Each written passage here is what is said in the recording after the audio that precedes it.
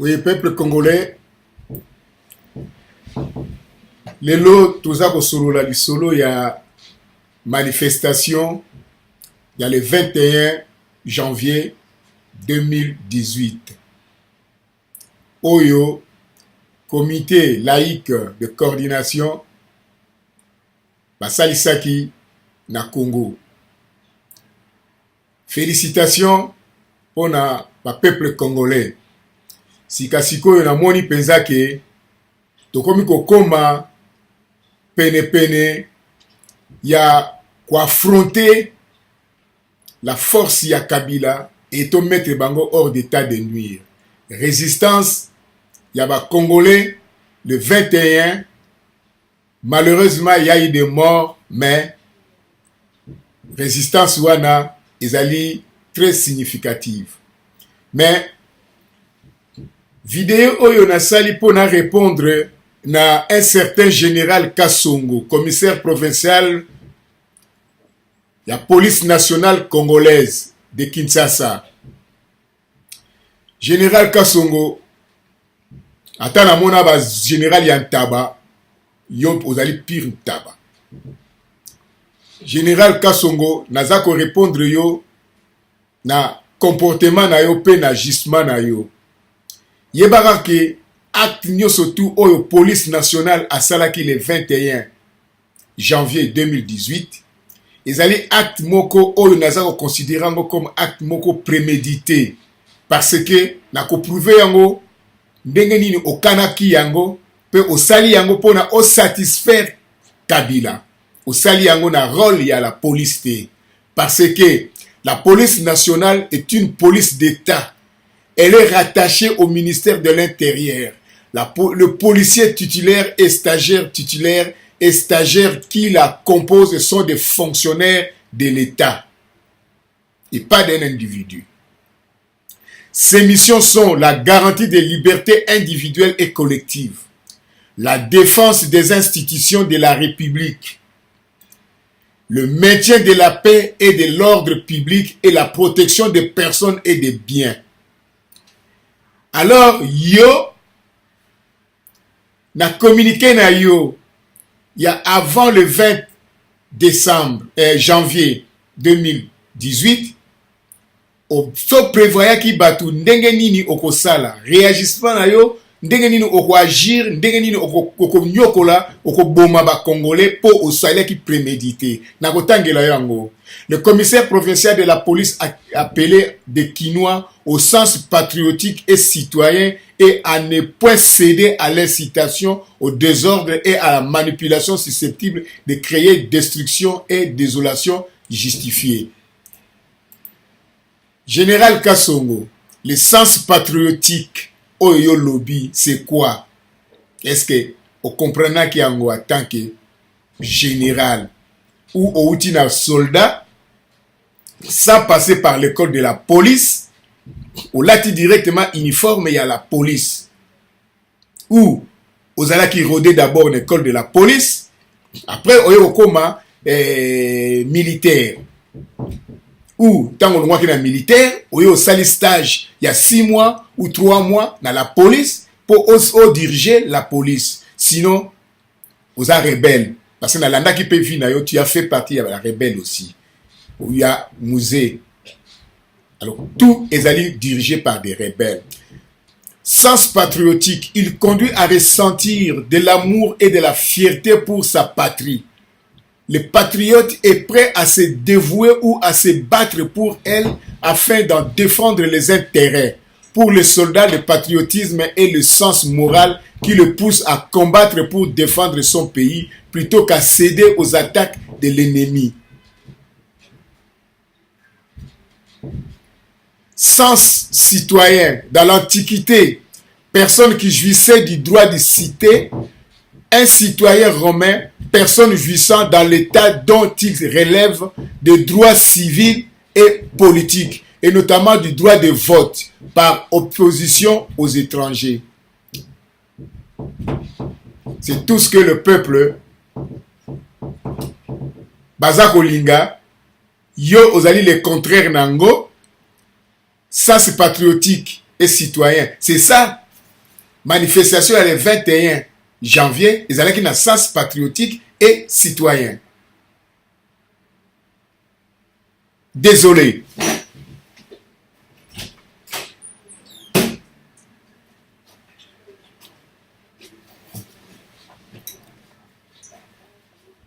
Désolé pour nous comprendre le sens patriotique yo pour l'Aksabi sauté.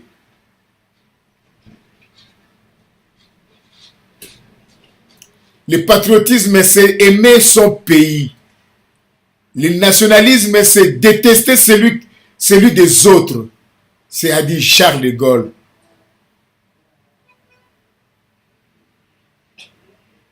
Orgueil patriotique, orgueil nationaliste, fait appel au patriotisme en appelant au nationalisme, au chauvinisme. Bon, problème na yo ezali wapi pour défendre Kabila. Dans un message rendu public samedi 20 janvier, le général Silvano Kasongo déclare que la police ne va tolérer aucune tentative à troubler de l'ordre public.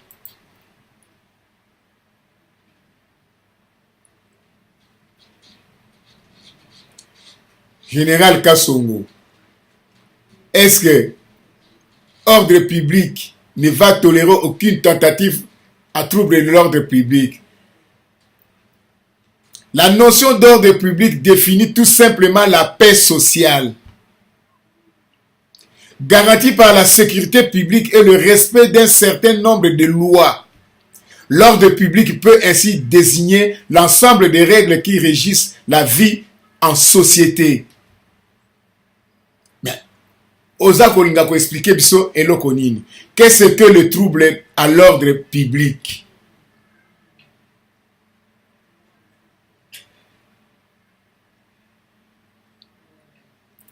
Un trouble à l'ordre public est tout simplement une atteinte menace menée à l'ordre public. Elle peut être exercée par un individu seul ou par un ensemble de l'individu. Il faut savoir que le trouble à l'ordre public n'est pas un délit à proprement parler. Ainsi, il ne va pas exister de sanctions pour atteinte à l'ordre public. En revanche, le trouble à l'ordre public pourra justifier une arrestation ou une mise en garde à vue et pourra ensuite être sanctionné en fonction de la nature du trouble. Là, c'est une manifestation. C'est un droit.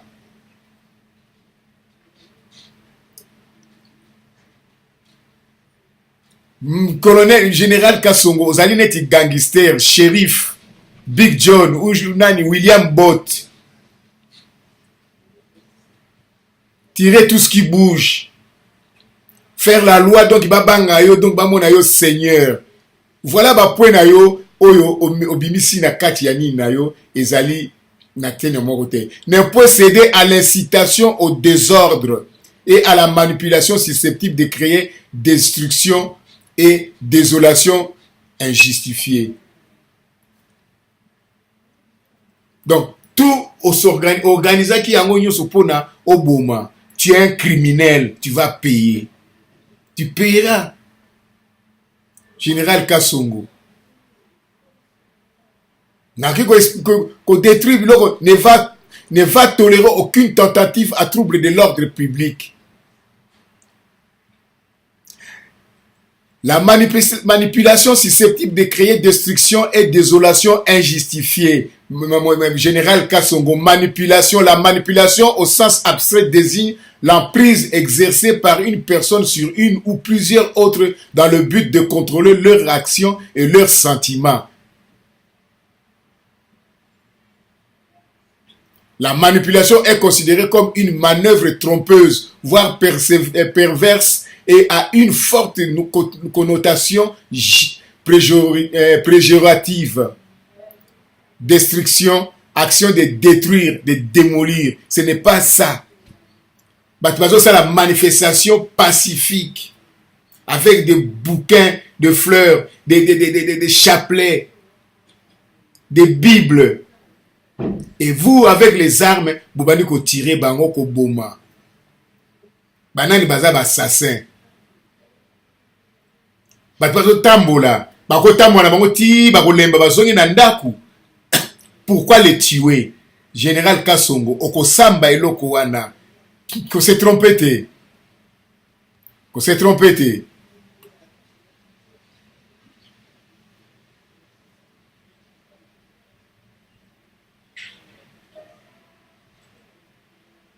Le commissaire provincial Kasongo Silva nous rappelle que la police a pour mission de maintenir l'ordre, assurer la sécurité des personnes et de leurs biens. Elle veille également tant à la promotion et à la défense des valeurs républicaines qu'à l'application des mesures de l'intérêt global prises par les autorités compétentes de la ville ainsi que la République. Général Kasongo, la valeur républicaine. C'est quoi la valeur républicaine?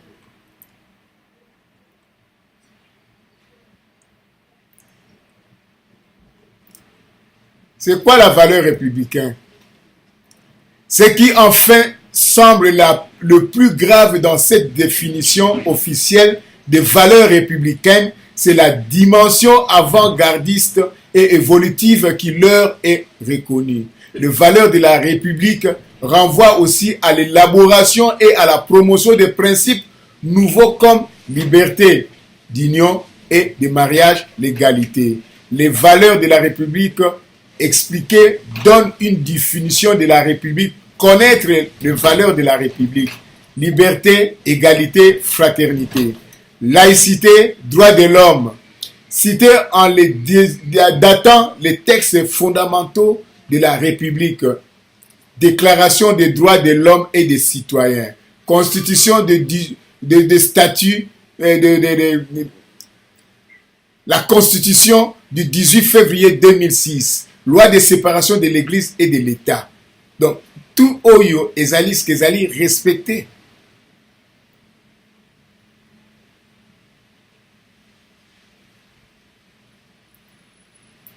Général Kasongo, ozali général, est-ce que vous allez tenir droit à koloba tant que général, vous allez protéger les civils parce que vous êtes là pour les civils. Vous allez quitter koloba na gouvernement que non, loi obino bosali ou bien ordre bozo pesa, ils allez na juste na ko exécuter en côté ba policier na ba ko exécuter en côté. Non. Ozo sala wana nyo tout pour o maintenir place na yo. C'est tout ce que ozo sala. Alors que ozo comme criminel au botama ki criminalité. Na bien ou bien na landi vi na yo. Ozali rebelle moko okende olandeki musée na Goma pour na kaka ozwa poste mais au combataki na kati ya rébellion te. Ozali rebelle moko ya étiquette obani ko profiter banda musée et ti lelo yo comme ozali katangé allez vous formez ce groupe ba katangé pour bonyoko la sikoyo ba kinois yango na tina bati yo mais général Kasongo oko regretter yango.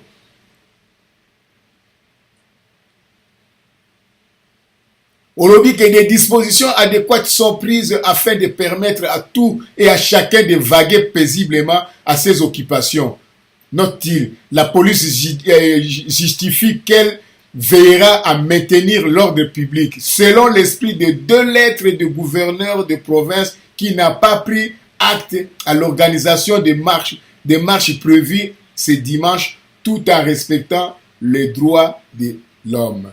Ah non. Non. Non. Général Kasongo, Ozako se rendre coupable na likambo etaliote. Selon l'esprit de 2 lettres de gouverneur, manifestation ezali na constitution na biso lobby il faut bien informer. Ce n'est pas autorisation.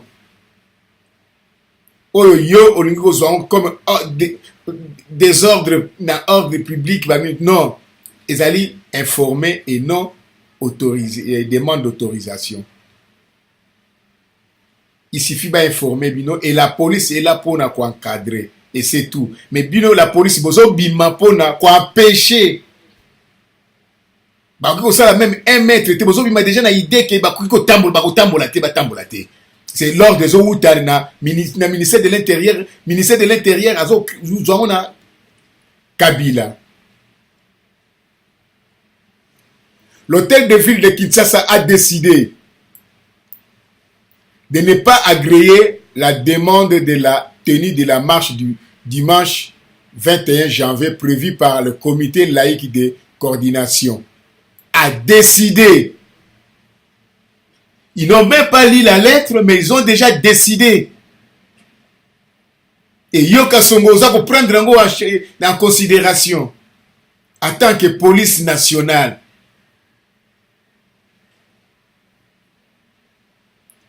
Une lettre adressée aux organisateurs est signée par Clément Bafiba, vice-gouverneur de Kinshasa, cite notamment comme raison une enquête ouverte sur les violences du 31 décembre 2017 qui avait fait à Kinshasa au moins 6 morts, selon le bilan de l'ONU.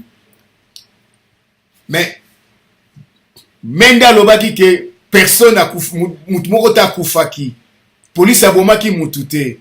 Mais yo gouverneur osa ko reconnaître 6 morts. Peut osa ko reconnaître que ONU selon bilan ya ONU. Alors tango cardinal Mosengo alobi que mensonge systématique bolobi ka fingi bino. Mais il faut boyeba eloko nini bolingi.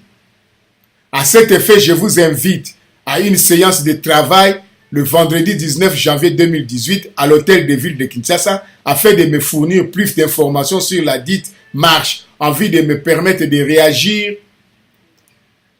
conséquemment. Malheureusement, vous n'avez brillé par votre absence.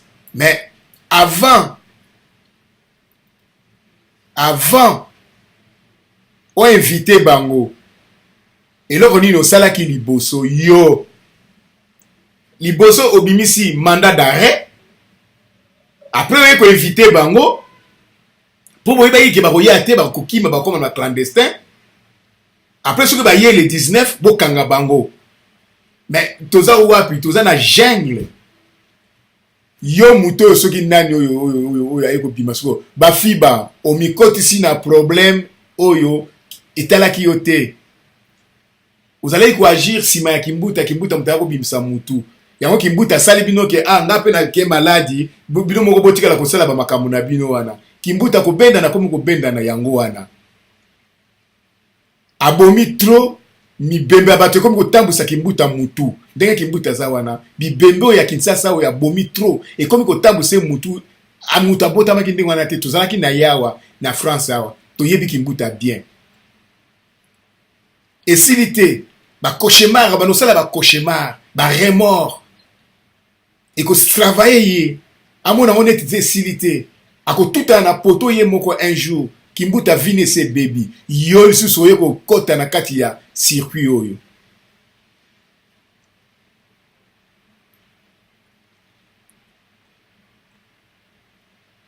A grosso modo boyeba ki yango bien ke bato baza na mandat d'arrêt bakoya te to convoquer bango po baya bakoya na bango te allez surtout à mesure que comme bayete ba clandestin ba tout ça là allez bon doit ba décision de bonin kozwa. Mais les organisateurs de ces marches sont actuellement en clandestinité d'après eux, craignant pour leur sécurité. Des informations non confirmées par les autorités judiciaires font également état de plusieurs mandats d'amener qui seraient lancés contre eux. Pourquoi? Parce que une manifestation sans armes. Batba bomi ezali la police muta bomi. Par balle. Quelle intimidation bolingo memabiso nango tiwapi. Yango na félicité peuple congolais. Résistance basala qui le 21 janvier ba multiplier ngo lisusu siko peza ya mbalasi mais faut confrontation dans la police ba kutana ba sentir que peuple siko a changé méthode ba comprendre.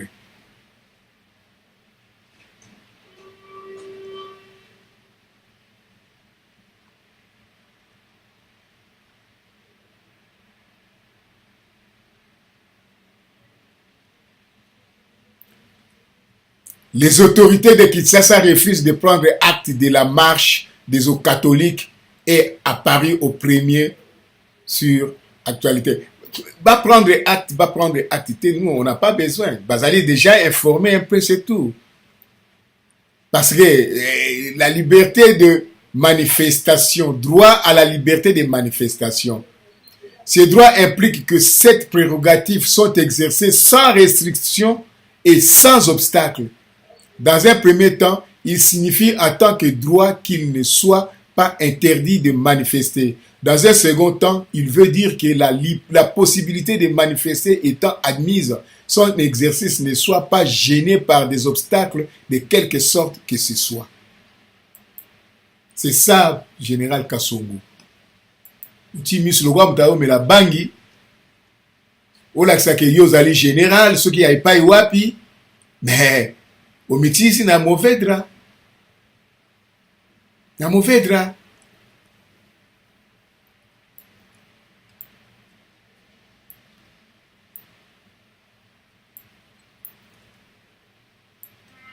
Alors, peuple congolais,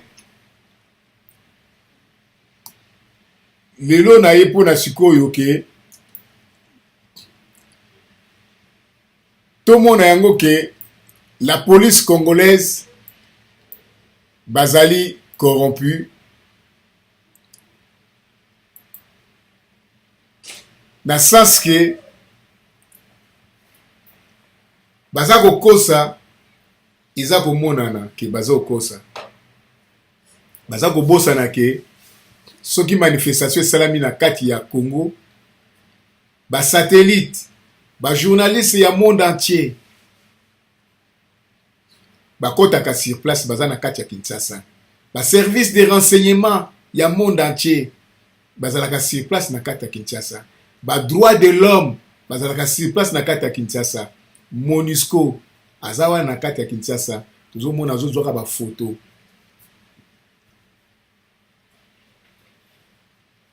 Mais beaucoup ça honte. Na kuiko ndima ke menda kosa parce que ça civil. Izako mona na ke muto yazo kosa azako sauver pona ye. Pona intérieur na ye makambo yazo loba, ozako mona on peut elongi na ye ke ezali ye mutako loba te. Izako laksa biso ke bandeko na nga soki na lobi boyete nga pe vi na ngai ekobeba. Ngapena na besoin ya vie. Azali neti mutu batie munduki na sima aloba kaka ndengo balingi baloba. Mais yo policier, un général, pour porte-parole ya la police, tata munene ndengo yo aza kokosa. Yango wana bandeko na ngai na lingi sikoyo toyoka bilan Oyo, la police congolaise, basali pona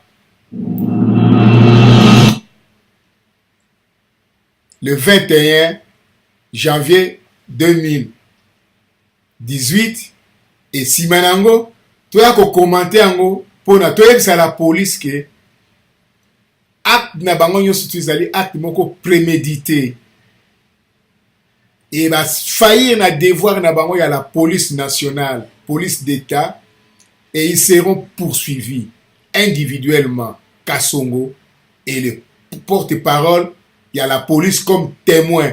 Nani a composé qui texte oyo tangaki.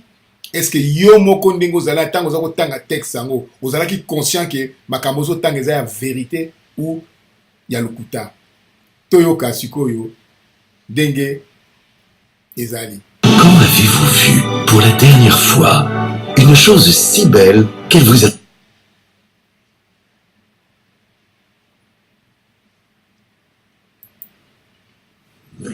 Communication de presse de la police nationale congolaise en rapport avec les manifestations politiques interdites organisées ce dimanche 21 janvier 2018 par le diocèse de Kinshasa. Les manifestations ont été organisées par le comité laïque de coordination ce dimanche 21 janvier 2018. Une organisation ne disposant au nom des personnalités juridiques, une lieu de siège social.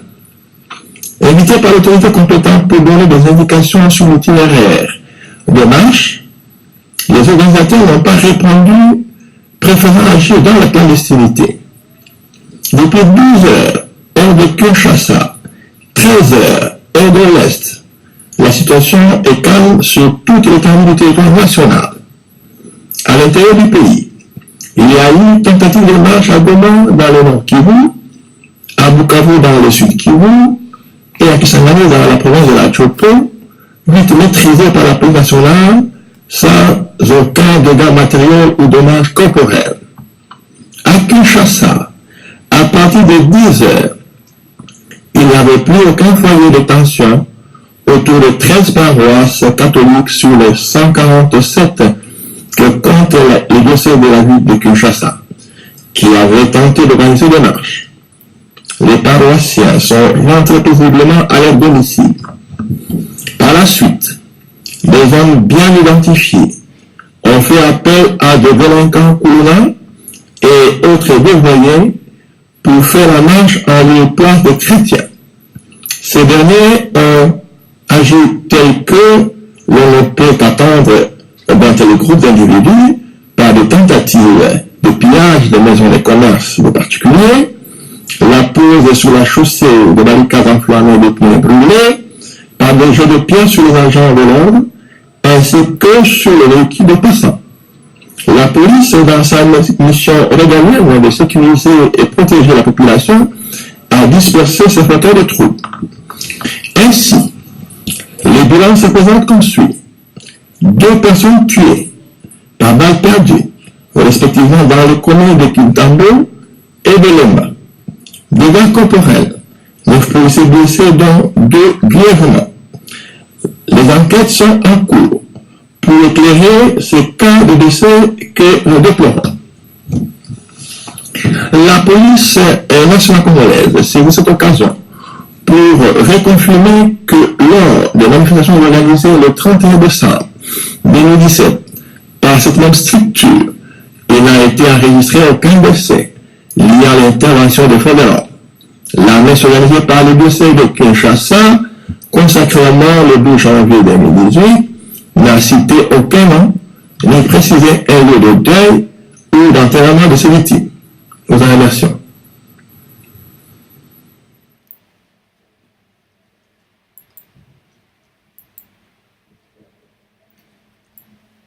Peuple congolais, Bouti Goyoka, porte-parole à la police, a écouté la bilan il y a le 21 janvier 2018. Bango bakanisa ki lokola bakataki ba internet, tokozwa ba image te, tokozwa ba information te. Mais erreur basala ki yango wana. Porte-parole oyo alobi que comité laïque de coordination bazali ni na personnalité juridique ni na siège social. Mais bazali reconnu na ministère de l'Intérieur en tant que comité laïque de coordination, parce qu'il faut pas un statut, il faut pas agréé dans le ministère de l'Intérieur. Ce qui était mandat d'arrêt, batindele ki bango ya tinani. Déjà, ici kawana, un général de la police akoki kozala zobati na point oyo. Akoki kozala aveugle ti na point oyo, bolole ti na point oyo. Po oyo ezande yende mutu bazo bakimemisa ba makambo. Alors, tangu Cardinal Mosengo alobaki que les agissements de nos prétendus vaillants en hommes en uniforme balobi ke afingi bango.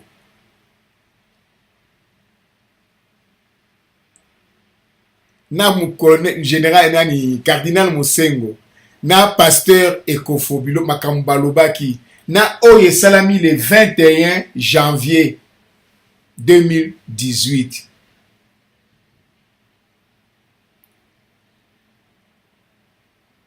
Maintenant, gouvernement ou la police va se défendre ndenge nini.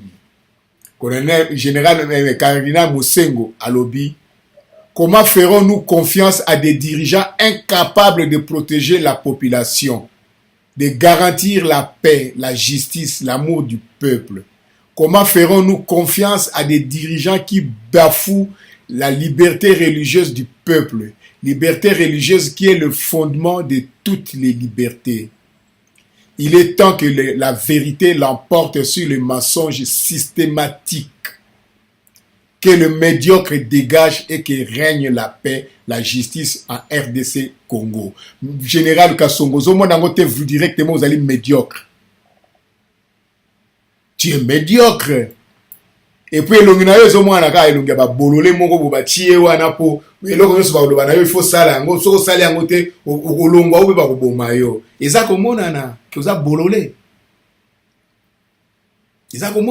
soni honte na famille na yo na mwasi no na bana na yo na basemeki no na batutu ya famille na yo bazo komona ngo penza ke tata lokola yo oza kokosa pe ozongi na ndaku embrasser mwasi na yo embrasser bana na yo ozo ka soni te et mwana siko so sali kamoko ya mabe na ndaku okobeta ye parce que yo ozo sala ngo toute la journée ozo mentir toute la journée tu tues toute la journée. Bizarre.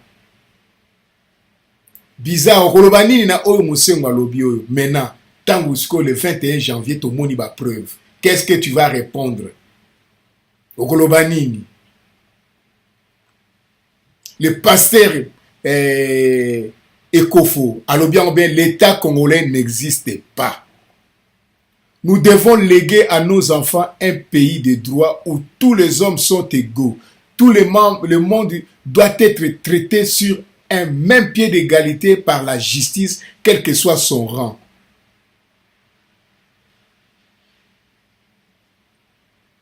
Préservons notre cher pays selon la volonté de Musée. Surtout ne perdons pas même un centimètre de notre pays. Général Kassongo, ozo bangote ko ozo sala rôle moko ya ozo rendre nde Kagame na Museveni ba service. Ozo bangote ke na côté ya est po yo zali mutu ya kuna. Toi tiene Katangé, oyebi yango bien que côté kuna balkanisation ezali. Que côté kuna lelo Rwanda le monde entier va soutenir Rwanda. Tous les financiers vont soutenir Rwanda. Mais malgré il n'y a rien, aucune richesse dans Rwanda, un petit pays. Vous allez se rendre compte.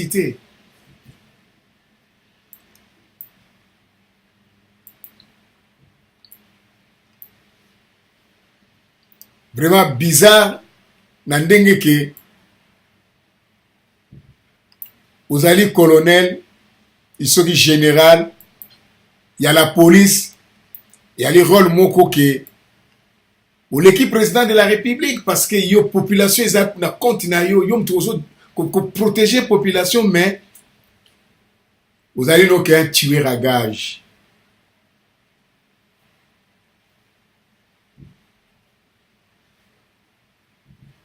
Alors tant le baki patriotique citoyen la chapitre 4 il y a constitution nabiso. Il a aussi des devoirs du citoyen. Devoir du citoyen. Yango bisoto Hollanda. Il y a un article 62, 63, 64, 65, 66, 67. Nous rapidement. Et pour tout passer dans ma camoussous. Pour vous comprendre que le peuple congolais a allé bourri quitter. Tout qui tend trop. To mi pesa ki trop na distraction. Tant to eko sutuka. Mungu na sa koti na tina katikati tina donc ya sa koti trop. Siko poto bimisa mungu na ezali des grands problèmes. Alors, conseil na ko pesa ezali boy. Ba Congolais babima trop l'extérieur, l'Europe, babima trop. Même dans l'armée étrangère, ba Congolais bazali. Ba Congolais bazali déjà dans ba cadre oyo soki boke komi tranquille ba ke to zongi biso sur la Congo. Congo ko changer dans quelque peu du temps. Mais ce qui maintenant c'est à trop na côté à la police, na côté à la militaire, na côté à la nini. Alors sikoyo tokolukato aider sikoyo Congo et peuple congolais na ba connaissance scientifique, électronique, chimique et tout. Bon comprendre sikawana. Na moya lelo yo tango Google ezali tout est permis. On n'a plus besoin d'aller dans un centre de formation pour apprendre quoi que ce soit. On peut apprendre chez soi à la maison à partir de Google. Ça, je vous le dis. Faites attention, Général Kassongo, aux ali mouana. Malgré aux okumona qui aux soda, aux commis général, pour nabiso, aux ali mouana. Na pesa bino exemple, na tango ya bakalonji, bangalula, na tango époque wana Kinshasa yaki bouger na obako benga plastique. Boye biango. Tango radio moko ezali koloba yaki radio oul. Yebani place ezate eza koloba balukarango bamona rango te. Bozo sepela le 4 janvier. Mais batu mingi pe bakenda na ba plastique. Ba bar epanzana, ba concert epanzana, ba voiture epumbwa. Awa bazo benga na kombo mususu, mais biso na Congo bako benga ngo plastique. Ah bati ba plastique kuna. Mais tango siko to bimi sikoyo. To apprendre ba makambo ebele na extérieur. Po mwana semi asakai na bino kama muke, alobi na bino ndika. Bolani ndika, mais mwana semi c'est un chimiste. Malheureusement, azali suko kanate, balimisiye, connaissance na yepe kei. Biso batu mwindu mabe na biso yango wana. Tango yebe loko, lakisa mutu aza pembe na yo, non. Oti spiritualité liboso, alors que ozoko agir na ndenge ya connaissance scientifique. Article 62. Ilobi nini. Nul n'est censé ignorer la loi. Toute personne est tenue de respecter la Constitution et de se conformer aux lois de la République. Général Kassongo. Toi aussi compris. Pour ngai donc mutu oyo nazana ye netumba ezali Général Kassongo.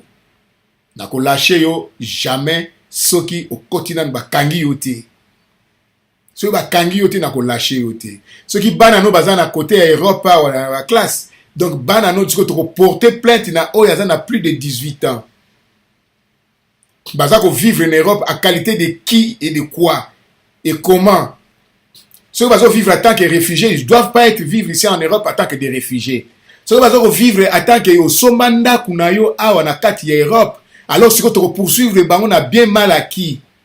Peuple congolais ba combattant boyo kangai bien. Tu poursuivre sikoyo ba autorité congolais wana toujours na bien mal acquis.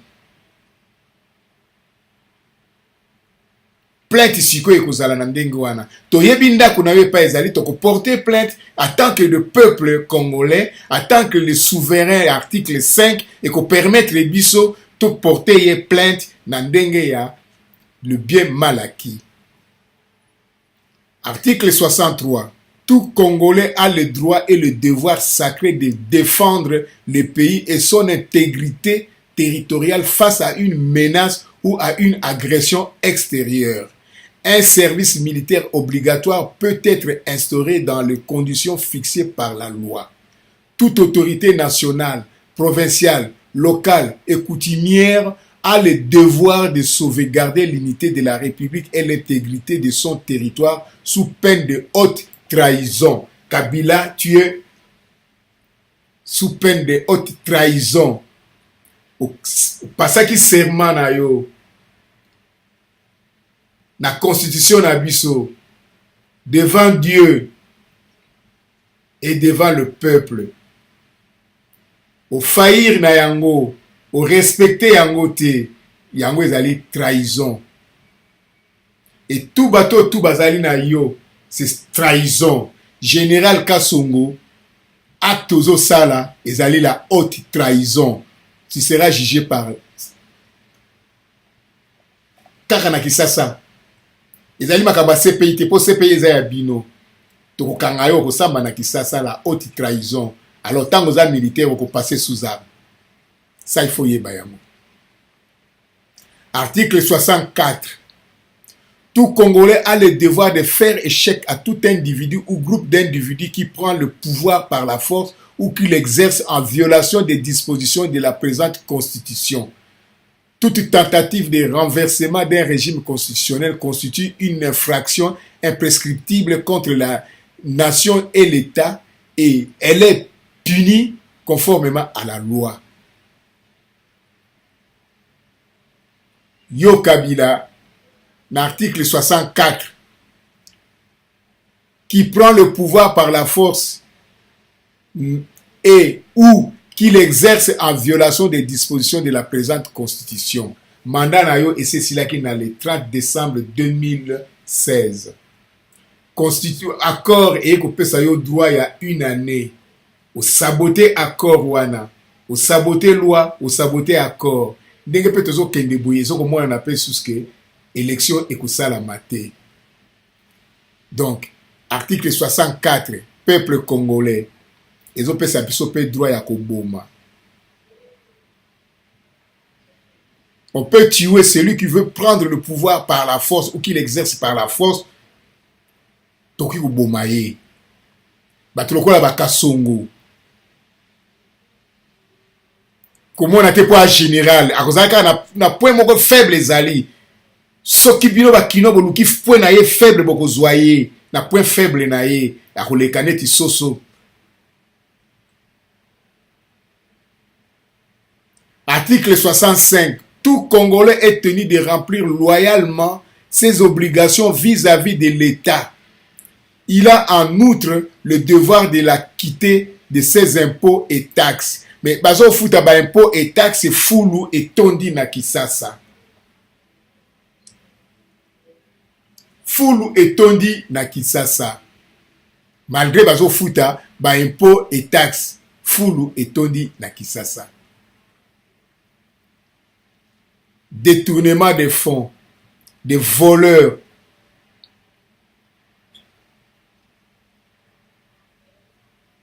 Balingo tika pouvoir te pona moyibi et l'équitro, bazo mona que ceux batiki pouvoir bakolandela bango. Et effectivement bakolandela bango.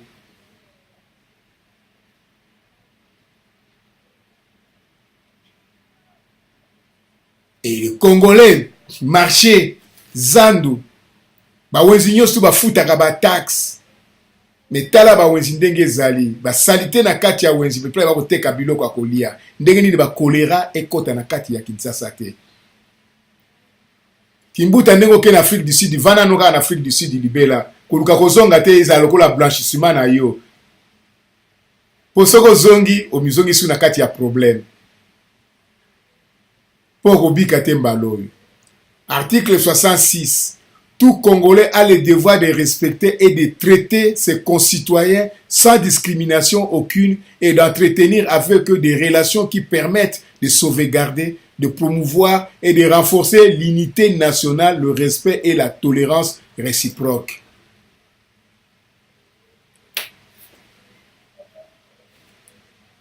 Talaga buzo bukamati ba civil bokoti ba ona kati ya manifestation.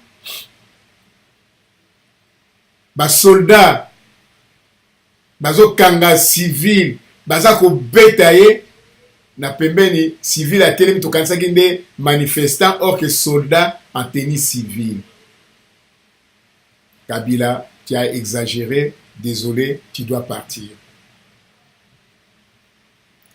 Il a en outre le devoir de préserver et de renforcer la solidarité nationale singulièrement lorsque celle-ci est menacée.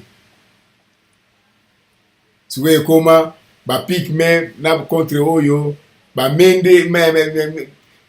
Baluba, Balulua, donc Moboule Kota Oyo, Mobuta Tchaki, unité nationale, il n'y a plus d'unité nationale. Peuple congolais, il est temps que tout la mouka, cette fois-ci, donc on résistait toute la journée. Les alités que Oyo porte-parole à l'objet que à partir de 10 heures, tout était calme dans le territoire que y a Congo Mobimba. Ah non, là tu reparler en après. Bah dégâts et salami tu reparler en après. Mais Oyo na sali encore pour na la police congolaise que Bino bozali pour la loi, vous avez le droit à mentir. Le mensonge systématique, c'est pour la bino, c'est pour la politique. Ce n'est pas pour vous, la police et les militaires. Est-ce que vraiment vous êtes des militaires, des Congolais ou des mercenaires? Pour agir dans les civils, les soldats sont pour la guerre contre les soldats. Mais les soldats sont pour les civils, ils sont mundu qui na maboko. Puis ils sont bima. Ah, on a pas de soldats pour bimate pour la biloko dengo. Zoba moko na Kisasa na oki alabi na France ba vigie pirate ba tambola kana ba minduki tout ça là vigie pirate azo tambola na munduki pona population te to lekana kana bango pona ba terroriste et na Congo terroriste azai pa iwapi ni le tete bino moko bana mura bozo bima na ba tennis civil pona ko boma ba civil pona bo pesa panique na kati ya mboka Kabila yebani yango. Article 67. Tout Congolais a le devoir de protéger la propriété, le bien et intérêt public et de respecter la propriété d'autrui. Ce qui manifestation salami, kaka bino moko bozo ko infiltrer batu, pour ba ke ko saboter ko buka babilo ko ya batu, pour ba le ba ke opposition mutu ezo sala yango. Mais comment tozo ko vivre quand na mensonge? Gouvernement est un mensonge. Bon, le plutôt qu'il y a une élection, mais l'élection, nous devons préparer comment beaucoup tricher, comment beaucoup réussir par trichement, par tricherie. Comment? Pour ceux qui ont passé l'élection, il y a un dégué qui est calme. Kabila ko passé, c'était impossible. Palou Moutazala qui Moutunayo, à Bendani, qui quitte Mobimba, Bandundu Mobimba, Sikoyo, aux Angi Yango. Kamere na côté à est. Asa du parti mususu ya est. Bana Filimbi, Lusha, bazali kuna. Bazo melisa bino pemba. Ba maimai bazali kuna na côté à est. Na Lubumbashi, ezali terrain ya Katumbi.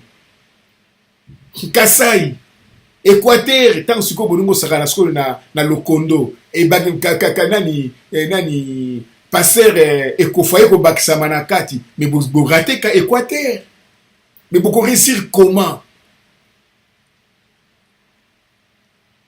mathématiquement vous allez perdant.